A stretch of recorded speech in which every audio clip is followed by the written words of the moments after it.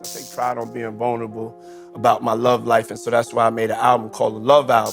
And he started like punching me like this. A new lawsuit filed by a producer. This is the fifth lawsuit. In the last hour, we have learned Homeland Security agents raided rap mogul Sean Diddy Combs' home. What am I doing? This is the story of Diddy, a man that fell from grace. In the late 1980s, New York was overran by drugs and gangs. The crack epidemic was at its peak, and drug lords like Elpo Martinez ruthlessly overseen his kingdom with an iron fist.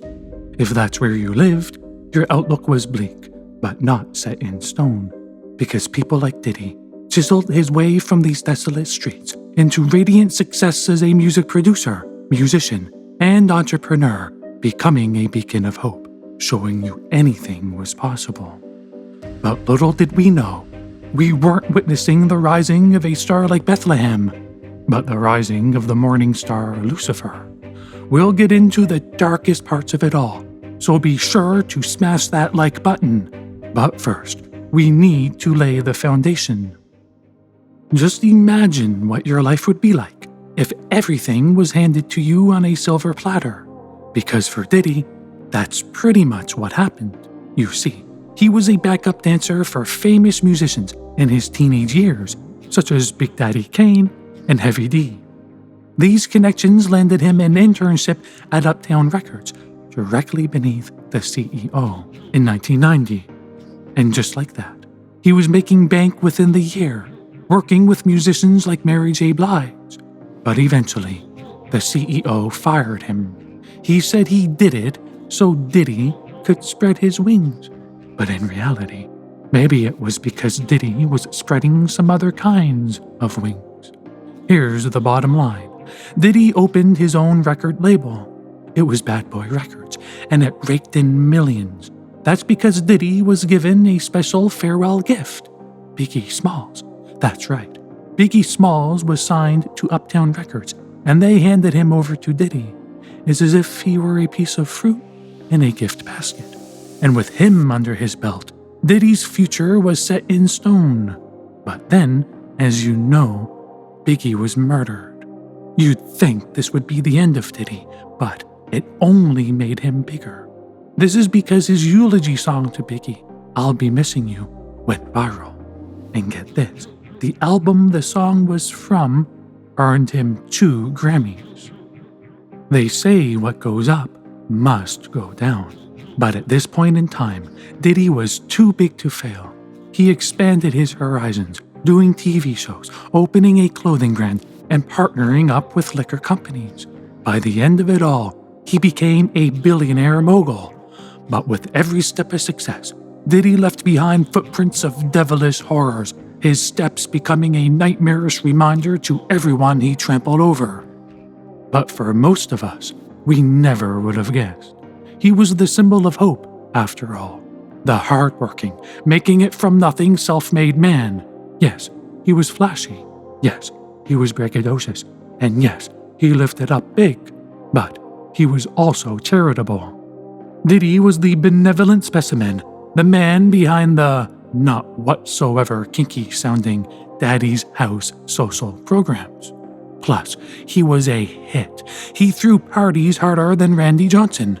Take it from Leonardo DiCaprio, Paris Hilton, and even Kim Kardashian. Anyway, I'm curious. What did you think of Diddy growing up? Be sure to let me know in the comments below. Moving on, there were cracks in his public image, and rays of light illuminated spots of darkness. In 1999, Diddy barged into some guy's office. He punched the dude in the face, beat him down with a telephone, and smashed him with a champagne bottle. And the guy on the receiving end was Steve Stout, a music executive. You see, Diddy blamed the guy for keeping him in a music video that his mom and pastor disapproved of. So what else can you do but beat the guy up? But months later, something worse happened. Diddy was at a nightclub with his lover, Jennifer Lopez. But suddenly, gunshots rang out, and a woman was blasted with a bullet between the eyes. They fled the scene, ran a bunch of red lights, but got pulled over by the police. And get this, they had a gun inside of the car. Naturally, the police arrested them both, but neither of them were charged for the shooting. Why? Robbery, perhaps. I don't know. But what I do know is that this wasn't the last time he ran into police. In 2015, he got really mad at his son's football coach. So he grabbed a kettlebell and tried hitting him with it, but all this earned him was a pair of handcuffs. Clearly, Diddy had a violent streak, making ghosts that could come back to haunt him. But in a world where Tupac and Biggie were murdered, Britney Spears went insane, and Tiger Woods swung himself out of any loving relationship he was ever in, it seemed like Diddy was just another spoke in the wheel. He was simply living the gangster life that so many kids idolized. But to a lesser-known audience, rumors ran deep, like an undercurrent sweeping in mounds of dirt upon a dusty shore. For example, was Diddy responsible for Tupac's murder? Maybe. The Los Angeles Times says Diddy done did it, but failed in a 1994 shooting. And was Diddy also a domestic abuser? Perhaps. A 15-year-old forum post said Diddy savagely beat up the girl he was in love with, Cassie Ventura. But hold your horses, because in 2011, something more disturbing happened. Police wanted to know if Diddy was diddling little boys. To find out, they asked a very knowledgeable and very powerful drug lord, Jimmy Henchman. But his answer, you ask? We may never know. But remember, these were only allegations. Nonetheless, things were heating up, bubbling, and waiting to explode. The build-up started in 2017. Diddy's personal chef, Cindy Rueda, sued him for sexual harassment, and Diddy's ex, Virginia V, unloaded on the Unwind with Tasha K podcast in 2019. She said Diddy punched her in the face and kicked her in the stomach. He had caught me texting another man, and he pushed me, and I fell to the ground, and he started punching me like this. He stomped on my stomach really hard, and I took the wind out of my breath. I couldn't breathe. But it wasn't until 2023 that everything erupted. This is the year that Diddy became engulfed in an uncontrollable surge of lava, flowing with the likes of Amber Heard, minus the dog, and without the bee. And here's why. Thanks to Kathy Hochul, New York did something that made criminals crap their pants. For 1 year only, they let their victims sue their abusers, no matter how far back the crime happened. This was huge, because usually there's a time limit on these kinds of things, but not anymore. Diddy's old ghosts were resurrected, free to haunt him once more. Think Crimson Peak. Cassie Ventura was the first to rise. She spoke of horrors far beyond a simple beating, making her harrowing story no longer just an internet rumor, but a full-fledged lawsuit. Lisa Gardner recounted a grueling story of 2 men, 2 girls, and 2 bedrooms. And Joi Dickerson-Neal remembers a night that landed her in a mental institution. You best believe Diddy was feeling that heat by now, because it didn't stop there. Yet another girl sued Diddy for diddling her private areas. Turns out, Diddy wasn't just a gangster, but a sexual abuser too. And it didn't matter if they were male or female. Just ask Lil Rod, who had his manhood uplifted by Diddy's unfettered hands. His story is juicier than fruit salad, squeezing out details that imploded the internet. So make sure you stick around for that. It's in this way that everything snowballed, and Diddy woke up punched in the face from lawsuits he could no longer restrain. Diddy became enraged, posting this to Instagram. Enough is enough. He made sure to let you know that he's innocent. He said he'll fight for his name, fight for his family, and fight for the truth. And fight you will, Diddy. Fight you will. Because this was the internet's response. It's time to dig into the meat and potatoes, so let's sharpen our knives, ready our forks, and smash that like button. We'll be covering all 5 lawsuits in the order the allegations happened, But remember, everything I'm about to say is what other people said. Yes, I love dogs, but I have none in this fight. So I have no idea what Diddy done did, or Diddy done didn't. Let's rewind to 1990. Mariah Carey released her first album, and musicians like Simon Garfunkel were inducted into the Hall of Fame. MTV's Unplugged grew in popularity, and Diddy plugged himself into Uptown Records. But that's not all he plugged himself into. Diddy tag-teamed a teenager with R&B singer Aaron Hall. But everybody know me. Yeah. So everybody know if I say it, I'm going to f*** it to death. I like the f*** public, you feel me? Yeah. So niggas can't say nothing about it. Them square niggas, them precious cake little niggas. Yeah. I like for them niggas to see how I f***. Like if you speak to Jodeci or Puffy or any of them niggas, they been at my house, they all see me f***. They all know I'm a big nigga. Here's what happened according to the lawsuit. Diddy and Aaron set their sights on 16-year-old Liza and her teenage friend. They were both at an MCA Records event having fun, but soon they found themselves in Aaron Hall's apartment. You see, they thought there was an after party going on, but that was just a lie Diddy and Aaron told them. In reality, there was no after party, just two horny men, and what they did you won't believe. Diddy stripped Liza naked, forced himself on her, then left the room. Traumatized, Liza quickly put on her clothes, but it gets worse. Before she could button up, Aaron Hall barged in, pinned her down, and did the dirty. And as for her friend, well, they kept her in a separate room. Turns out, they did the same thing to her, but it wasn't over yet. Days later, Diddy went over to Lisa's house. When he arrived, he beat her up and choked her out. But Diddy wasn't interested in her. He was just doing what he had to do to find her friend. Apparently, Diddy was paranoid. She was going to tell his then-girlfriend, actress Sally Richardson Whitfield, the horrible things he did to her. Long story short, she never found out. Time passed, seasons changed, and Diddy got away with everything. It was now 1991, and it was an amazing time for the upcoming star. He scored a big promotion, all thanks to his remix of Jodeci's Come and Talk to Me.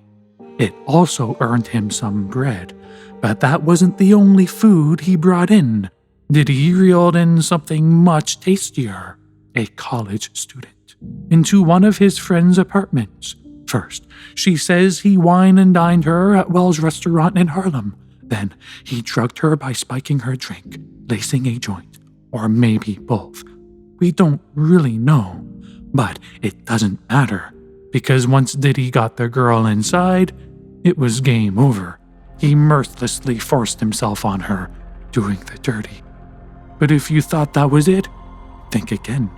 The horrors for her had only just begun, because Diddy recorded everything.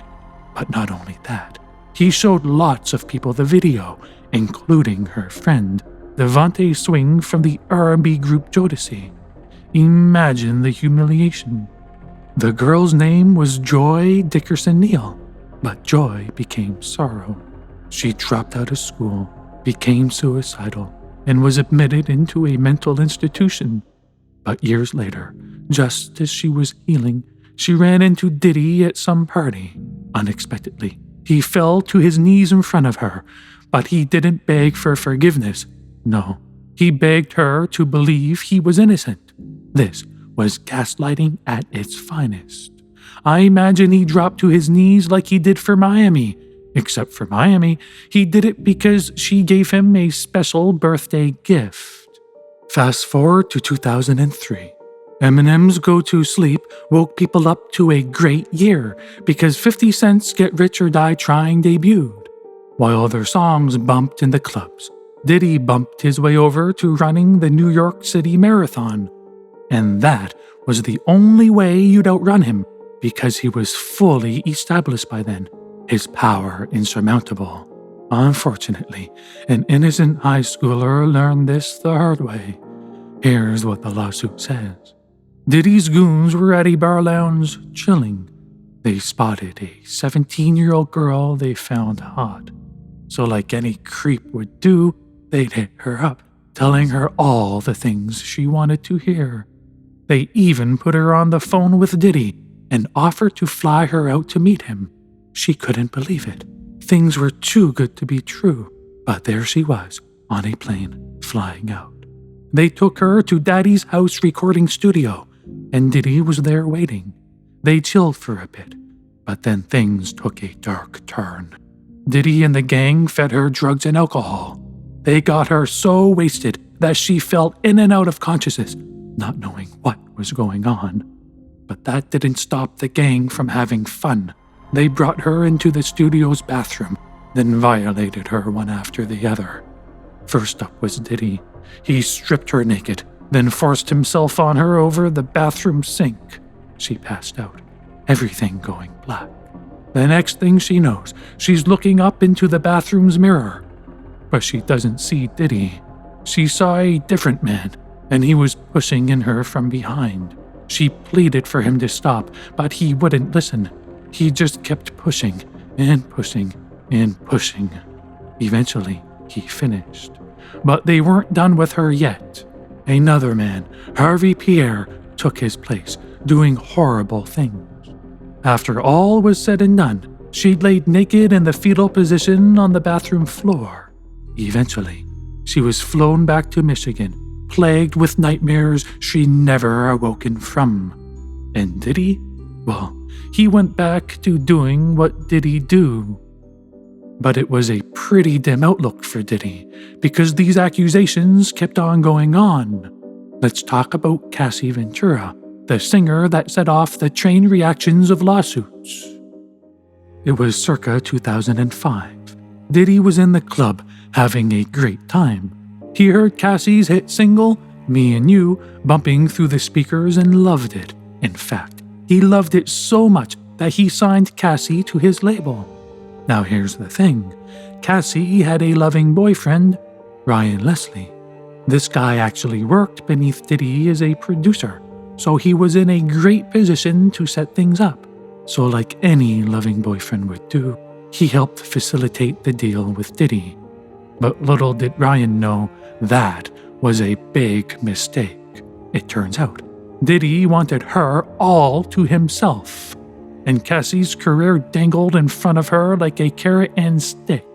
She was willing to do anything to climb that ladder of success. So what did she do? She gave in to Diddy's every wish, doing lots of drugs and having sex with him. And the kicker? It was all behind her boyfriend's back. But eventually, she broke things off with Ryan. She ran into Diddy's arms instead, and boy, was it great. Diddy lavished her with jewelry, cars, designer clothes, free rent, anything you can dream of. But one day, she woke up in a world where Diddy owned everything, and what Diddy wanted, Diddy got. It was his world, after all, not hers, and nothing happened unless he said so. And within his world were drugs, and lots of them. Diddy had them out in the open like a bowl of candy, ready to be munched on.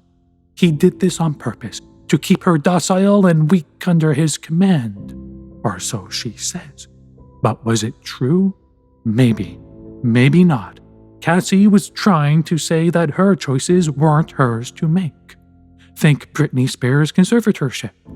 But I'll have a hard time convincing you that her being gifted a Jaguar, diamond rings, and condos were such a bad thing.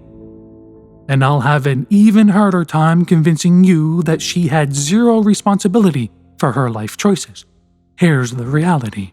She ignored the red flags in hopes of a brighter future, and like a moth to the light, she got burned by the flame she thought would spark her career. But let's be clear, Cassie didn't ask for what was coming, because Diddy beat her up all the time. He beat her up in his Escalade after a party with rapper Jay-Z. Why? I have no idea. But he was so mad that he kicked her out of the car on 5th Avenue in New York City. But that was only the beginning. If she talked to people he didn't like, he beat her up. For example, They were at a party in 2009. As Diddy was chilling, Cassie chatted it up with a music producer. She thought maybe he could help her career. But Diddy wasn't having it. He became enraged, his manhood dented. How dare she try to get help from another man? He whipped her out of the party and beat her up in the car. When they arrived home, she ran away. But Diddy caught up to her, kicked her in the face, and forced her back home. Then, Diddy's staff locked her away in the London hotel in Los Angeles to heal up. During that time, she wasn't even allowed to see her own mother. This is when Cassie realized one thing. She wasn't just up against Diddy, but his entire network of thugs. And any time she tried leaving, they were dispatched to reel her back in.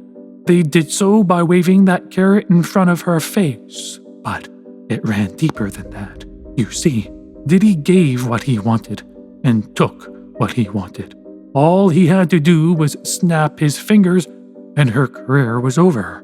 The same goes for all of the free drugs, rent, and luxury goods.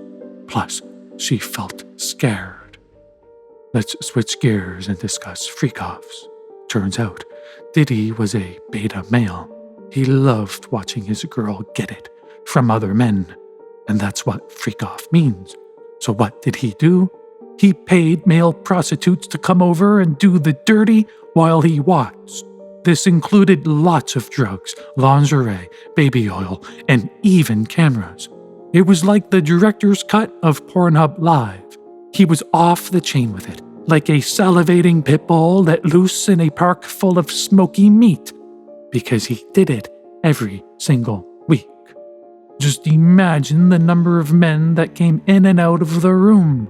But hey, whatever floats your boat, I'm no Judge Judy.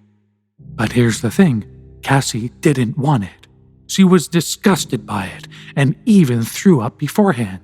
But Diddy towered over her, shamed her, then forced her to get up and do the dirty. But that's not even the worst of it.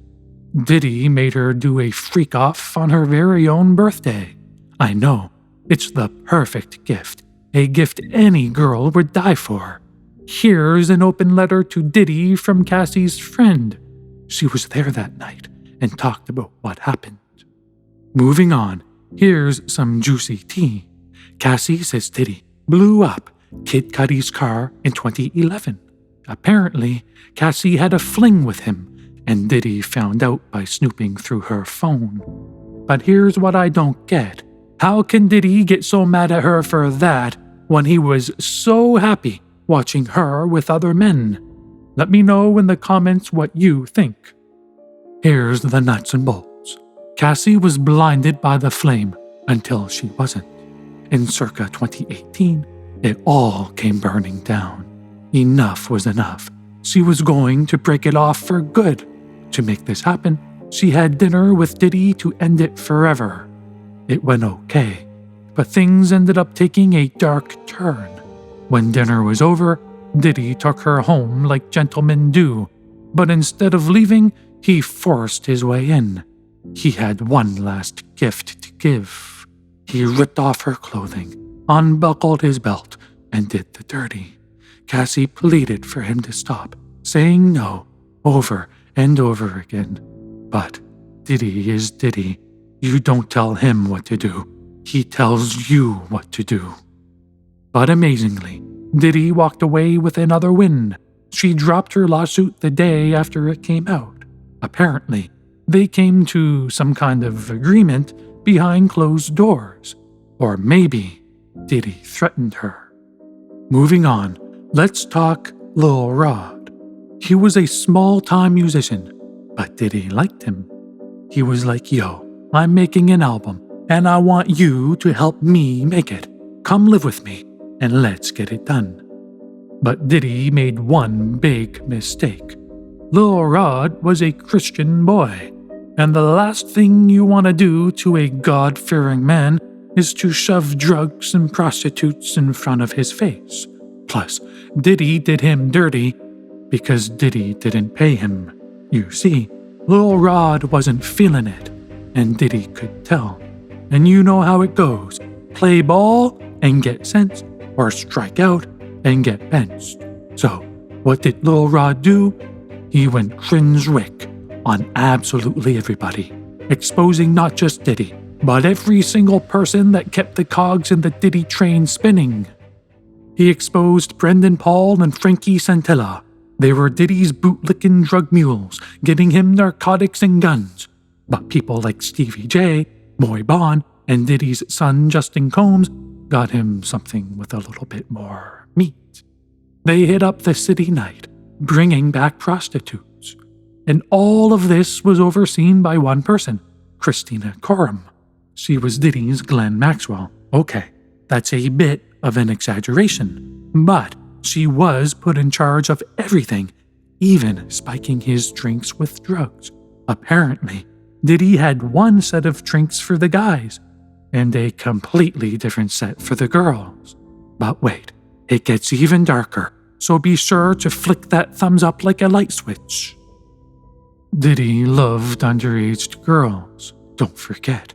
He forced himself on them more than once, so naturally, it wasn't hard to find them at his parties. So riddle me this. What do you get when you mix parties? Underage girls and a bunch of weirdos. That's right, you get dirt. And Lil Rod had lots of it. He exposed Chris Brown and Meek Mill for hitting up underage girls. But wait a minute, you might say. Aren't the names redacted in the lawsuit? Yes, but listen to this. These are footnotes. It says the first guy was a rapper from Philadelphia who dated Nicki Minaj. That, my friends, is Meek Mill. As for the second guy, it says he not only won a Grammy, but got arrested for beating up a bajong billionaire, aka Rihanna. And who beat up Rihanna? That's right, Grammy winner Chris Brown. And get this, Diddy had a hidden camera in every single room of his house. Was he like Epstein, blackmailing people like Chris Brown and Meek Mill? Let's continue. Within this climate, Diddy tried to get Lil Rod's Big Rod by groping his genitals and grabbing his butt. Turns out, Diddy was bisexual and wanted his booty. But Lil Rod was straight as a, well, rod. Sucks for Diddy, but he had a plan, and it was brilliant. What if Diddy could daddle his way into making Lil Rod his Big Rod by turning him gay? Surely that'd work. So Diddy got down to business by leveraging one thing. You see, Lil Rod admired Stevie J for his musical abilities. So what better way to turn him gay than by showing him a video of his idol having sex with another man? And that's exactly what Diddy did. But it wasn't really Stevie J. It was actually a gay porn star known as Knockout. But hey, say what you gotta say, do what you gotta do to get that booty. But here's the thing with Lil Rod. He blames Diddy for everything. But dude, you stayed living with him for over a year. If things were that bad, then get the heck out.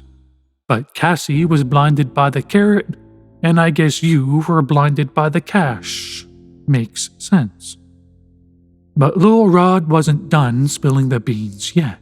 Apparently, Diddy told him he had sex with Meek Mill. Jeez, talk about airing out someone's dirty laundry. The internet broke, and Meek Mill hit up Twitter, maxing out his 280-character limit, saying how much he loves pussy. But this didn't convince anyone. It only added fuel to the flame. Because if you're straight, just say so. But personally, I don't care. But here's what I do care about. Meek Mill was quick to defend his heterosexuality, but never said anything about the allegations of him hitting up underage girls. Nice priorities, Meek. Real classy. Or maybe it was a distraction. On a more serious note, Lil Rod made some heavy-hitting allegations. He said Diddy was involved in a shooting at the Chalice recording studio in 2022. He also said Diddy sold firearms to gangs and bragged about getting away with murder. And apparently, he also admitted to pulling the trigger at the 1999 nightclub shooting. But we already knew that. The Tanya Rubin got a bullet between the eyes that night and said Diddy did it.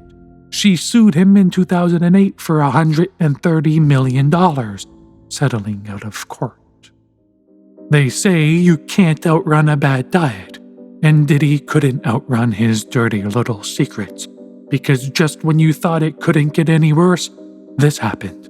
His house was raided in March of 2024. Picture this: drones, armored trucks, combat gear, rifles, you know the drill. Homeland Security breached his house like a swatting fiesta. Apparently, it was a search warrant, so Diddy wasn't arrested. But what were they looking for? That's the million-dollar question.